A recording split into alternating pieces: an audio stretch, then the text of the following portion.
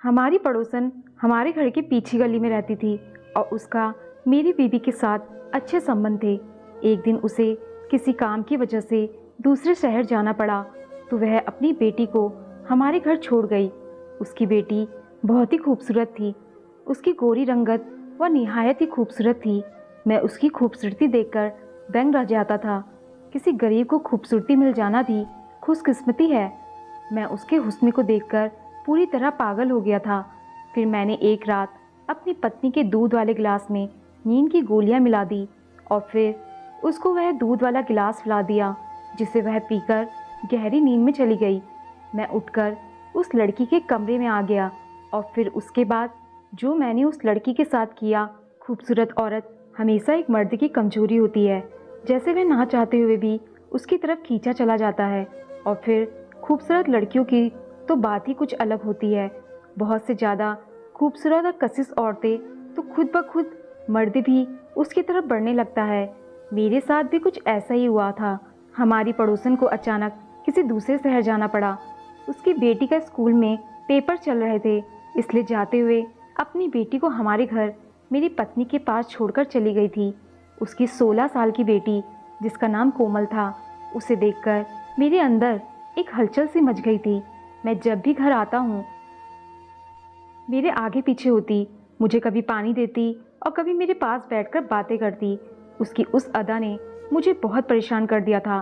बस फिर उसकी उस अदा ने मुझे उसका दीवाना ही बना दिया और यहाँ तक मैं उसे हासिल करने के आइडिया बनाने लग गया। उसे यहाँ आए हुए अभी एक दिन ही हुआ था। वह हम सब में बहुत अच्छी तरह घुल मिल चुकी थी। वह मुझे अंकल अंकल कहते ना थकती थी, जैसे हमारे घर पता नहीं कब से रह रही हो।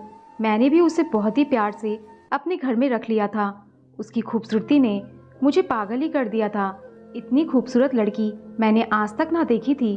खूबसूरत होने के साथ साथ वह बहुत समझदार लड़की थी। उसने तो आते ही मेरे पूरे घर को संभाल लिया था। पूरे घर में मेरी और मेरी पत्नी के अलावा कोई नहीं होता था। उसके आने पर मेरी बीवी बहुत ज़्यादा खुश होती थी, क्योंकि उससे भी किसी का साथ मिल गया था और वे दोनों मिलकर घर का काम बड़े आसानी से कर लेती थी। और मेरी पूरी नज़र कोमल की खूबसूरती पर थी। एक दिन मैंने कोमल को चाय लाने को कहा तो वह जल्दी से उठकर चाय बनाने के लिए किचन में चली गई। उस टाइम मेरी पत्नी ने छत पर गेहूं सुखाने के लिए रखा हुआ था और मैंने उस मौके का फ़ायदा उठाकर मैंने उसको अपने पास बैठा लिया और फिर उसकी खूबसूरती को ऐसे ताकने लगा, मुझे पता ही नहीं चला। मैं ऐसे उसकी दीवानगी में खो गया हूँ। चौंक कर मुझे ऐसे देखने लगी, पर मैंने ऐसे इजहार किया, उसे कहा कि आज शाम को मैं उसे अपने साथ आइसक्रीम खिलाने ले जाऊंगा। यह सुनकर तो वह खुशी से खिल उठी थी। मैंने उसका हाथ पकड़ लिया। आइसक्रीम खाने के नाम पर ऐसे खुश हुई कि उसने कोई बहुत बड़ी खुशी मिल गई हो। मैं जानता था कि हमारी पड़ोसन तुलसी बहुत गरीब और विधवा औरत है। यह लोग जिंदगी की छोटी छोटी चीज़ों के लिए बहुत ही तरसते होते हैं और मैं बस इसी बात का फ़ायदा उठाना चाहता था। थोड़ी देर बाद वह उठकर चली गई और मैंने एक गहरी सांस भरी। आगे के लिए मैंने अपना आइडिया तैयार कर रखा था। कोमल ग्रीन कलर का सूट पहने मेरी पत्नी का हाथ बटा रही थी और उसमें और भी ज़्यादा खूबसूरत लग रही थी। वह मेरी पत्नी से कहीं ज़्यादा हसीन लग रही थी और मैं चुपके चुपके उसे देख रहा था। वह भी कभी कभी मेरी तरफ देखकर मुस्कुरा कर देखती थी। मेरी बीबी खाना पकाने में बिजी थी और मैं कोमल को देखने में। एक दिन अचानक ही मेरी बीवी की तबीयत खराब हो गई और मैं उसे अस्पताल ले गया। लेकिन वहाँ जाकर मुझे पता चला कि उसे कुछ ऐसी बीमारी है, इसलिए उसको जल्दी ही एडमिट करना पड़ा। लेकिन मैं दिल ही दिल में खुश भी था, क्योंकि मुझे कुछ और टाइम कोमल के साथ बिताने को मिल जाता। लेकिन डॉक्टर ने मुझे अस्पताल से घर आना ना दिया और मेरे सारे अरमानों पर पानी फिर गया। अगली सुबह जब मैं नाश्ता करने के लिए घर पहुंचा तो उसने बड़ी नरमी से मेरा स्वागत किया। वह जल्दी से किचन में जाकर नाश्ता बनाने में बिजी हो गई और मेरे सामने दुपट्टे के बगैर बिना झिझक के घूम रही थी। उसके कपड़े जिस्म पर इस तरह फिट थे कि उसका फिगर अलग ही दिख रहा था। वह बार बार मेरे करीब आती और मैं अपने होश खोने लगा था, जैसे उसके आगोश में आ चुका था। अचानक वह मुझसे एक अदा से पूछने लगी कि क्या मैं मौसी की अलमारी खोलकर देख सकती हूँ। मैंने कोमल से कहा कि भला उसमें पूछने वाली क्या बात है, वह तुम्हारी मौसी है, तुम उनकी अलमारी को खोल सकती हो। अलमारी भी तुम्हारी मौसी की ही है, इसमें पूछने वाली भला क्या बात है। फिर वह एक अदा से कहने लगी, फिर मुझे अलमारी की चाबी दो। मैं जल्दी अपनी जेब से चाबी निकालकर उसे दे दी और वह अलमारी खोलकर अपनी मौसी की एक एक चीज़ को देखने लगी। फिर उसने अपनी मौसी के सारे सूट निकालकर मुझे दिखाए और पूछने लगी कि आपको उनमें से सबसे ज़्यादा कौन सा पसंद है। मैंने नीले रंग के सूट पर हाथ रखा और कहा कि यह तुम्हारी मौसी पर बहुत ज़्यादा जचता है। वह सुनते ही सूट उठाकर कमरे से निकल गई और जब वापस आई तो मैं उसे देखता ही रह गया। उस सूट में तो वह अपनी मौसी से कहीं ज़्यादा हसीन व खूबसूरत लग रही थी। अचानक ही वह मेरे सामने आकर मुस्कुराते हुए पूछने लगी, यह सूट मौसी पर ज़्यादा अच्छा लगता है या मुझ पर। मैं सोच भी नहीं सकता था कि 16 साल की उम्र में कोई लड़की इतनी भी खूबसूरत हो सकती है। खूबसूरती के चार चांद लगा रही थी। जैसे मैं उसकी तरफ बढ़ता मेरी फ़ोन की घंटी बजने लगी और मैंने फ़ोन उठाया तो डॉक्टर ने जल्दी अस्पताल में आने के लिए कह दिया। मैं तो अस्पताल पहुंच गया। वहां पहुंचकर पता चला कि मेरी पत्नी की तबीयत पहले से ज़्यादा ख़राब हो गई है। यह सुनते ही मेरी तो हालत ख़राब हुई और डॉक्टर उसे ठीक करने की पूरी कोशिश कर रहे थे। शाम तक उसकी हालत पहले से अच्छी हो गई तो डॉक्टर ने उसे छुट्टी दे दी और मैं अपनी पत्नी को घर लेकर आ गया। मेरी पत्नी को देखकर कोमल का तो चेहरा ही उतर गया था। उसने अजीब सी नज़र अपनी मौसी पर डाली और फिर अपने कमरे में चली गई। मैंने अपनी पत्नी को कमरे में लाकर लिटा दिया। मैं थोड़ा सा परेशान हो गया था। मैंने कोमल को उसकी मौसी के पास जाते हुए देखा। मैं जानता था कि वह अपनी मौसी से ऐसी कोई बात नहीं करेगी। मैं बहुत खुश था। कोमल के साथ बीते हुए कुछ ही पल मुझे बहुत खुशी दे रही थी, लेकिन उसके बाद जो कुछ मेरे साथ हुआ, मेरे कदमों तले से ज़मीन निकल गई थी। मैं और मेरी पत्नी बहुत टाइम से उस घर में रह रहे थे और हमारे पड़ोसन तुलसी भी बहुत सालों से हम लोगों को जानती थी। वह एक गरीब और विधवा औरत थी। मेरी पत्नी अक्सर ही उसकी मदद करने के लिए हमेशा उसे पैसे देती, लेकिन मैं यह कह देता कि मैं कब तक उनकी मदद करूंगा, क्योंकि उनकी समस्या खत्म न होने वाली थी। मेरी पत्नी मुझे कहती कि आपके पास सब कुछ है, अगर आप उनकी थोड़ी सी मदद कर दोगे तो आपका क्या जाएगा। मैं एक मनमोजी आदमी था। जैसे एक विधवा औरत अनाथ बच्चे से कोई हमदर्दी नहीं थी। फिर हमारी पड़ोसन तुलसी अपनी 16 साल बेटी कोमल के साथ बहुत मजबूरी में हमारे घर आ गई। उसकी तबीयत बहुत ख़राब थी और उसे कुछ पैसों की ज़रूरत थी ताकि वह अपना इलाज करवा सके।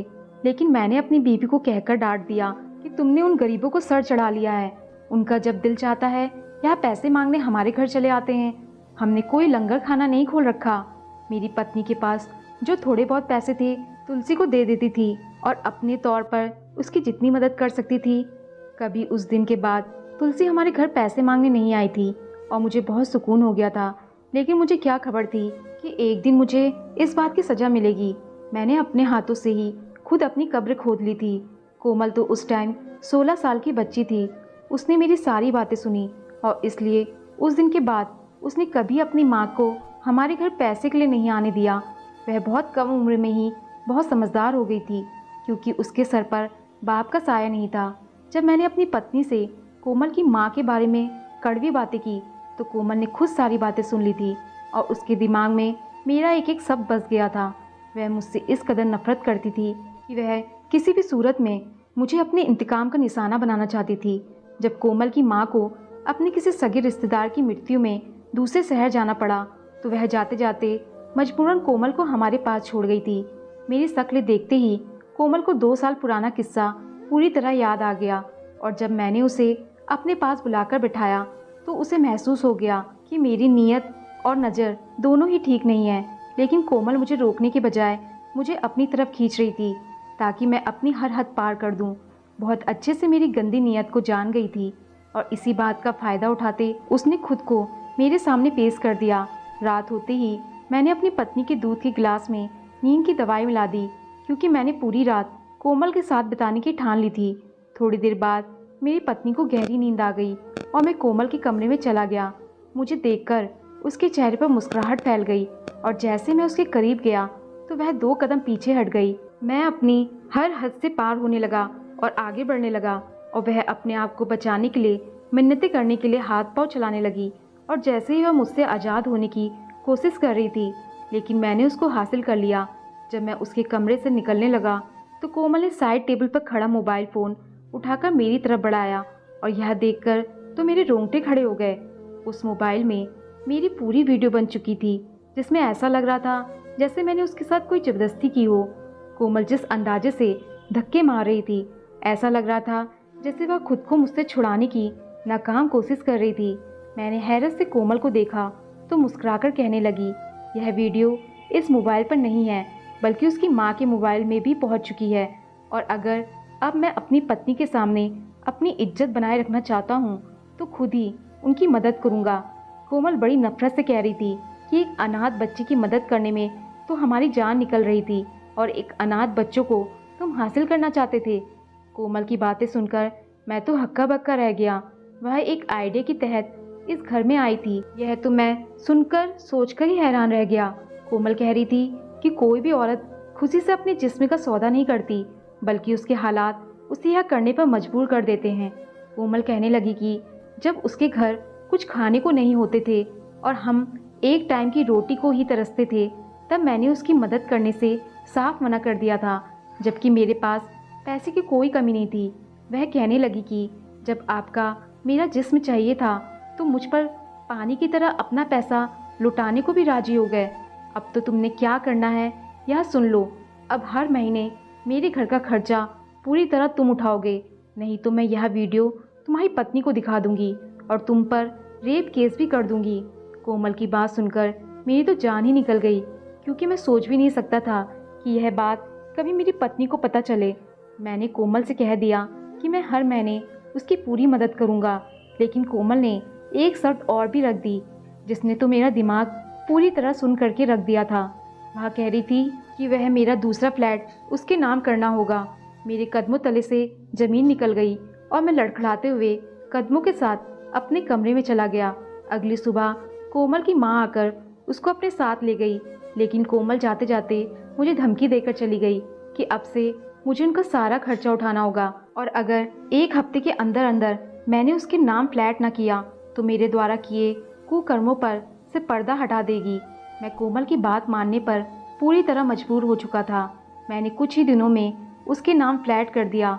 जिस लड़की को मैं बहुत सीधा साधा और मासूम शरीफ लड़की समझता था और अनाथ बच्ची समझता था, और यह सब समझकर अपने जज्बात की हद पार कर दी थी, वह तो बहुत ही चालाक निकली। जब ज़माने में मौजूद हम जैसे लोग कोमल जैसी अनाथ और गरीब बच्चियों का सहारा नहीं देते और उनकी मदद नहीं करते, तो वह खुद ब खुद ऐसी बन जाती हैं, और यही नहीं बल्कि हम जैसे मर्द उन्हें तवायफ बना देते हैं। कोमल भी एक तवायफ की तरह खुद को इस्तेमाल कर बैठी थी, और उसमें उस मासूम की कोई गलती नहीं थी। वह अपने समस्याओं से मजबूर होकर उस जगह पर पहुंची थी कि उसने खुद को इस्तेमाल करने से भी परहेज नहीं किया। मैं अनाथ बच्ची को 2 टाइम की रोटी देने से तो कतराता था, और अब मन मजबूर होकर उसके घर का सारा खर्चा उठा लिया कि कोमल जैसी कितनी बेहाल एक टाइम की रोटी के लिए खुद को इस्तेमाल कर बैठती हैं, क्योंकि उन्हें एक टाइम की रोटी भी नसीब नहीं होती। जो मैंने कोमल के साथ किया वह तो एक बहुत बड़ा जुर्म था, और मुझे सारी उम्र इस बात का पछतावा रहना था। मैंने कई दफ़ा भगवान से झिझक कर अपने पापों की माफ़ी मांगी थी। उस दिन के बाद मैंने कोमल को देखते ही अपनी नज़रें झुका लेता था, क्योंकि मैं जान गया था कि वह मेरे लिए काबिल नहीं थी, जिसे मैंने अपनी हवस का शिकार बनाया। आप लोग भी अपने इर्द गिर्द के अनाथ बच्चों का ख्याल करो और उनके साथ हमदर्दी का प्रयास शुरू करो। दोस्तों, आपको कहानी पसंद आई हो तो लाइक, शेयर और कमेंट जरूर करें, और चैनल पर नए आए हैं तो चैनल को सब्सक्राइब करना ना भूलें। धन्यवाद।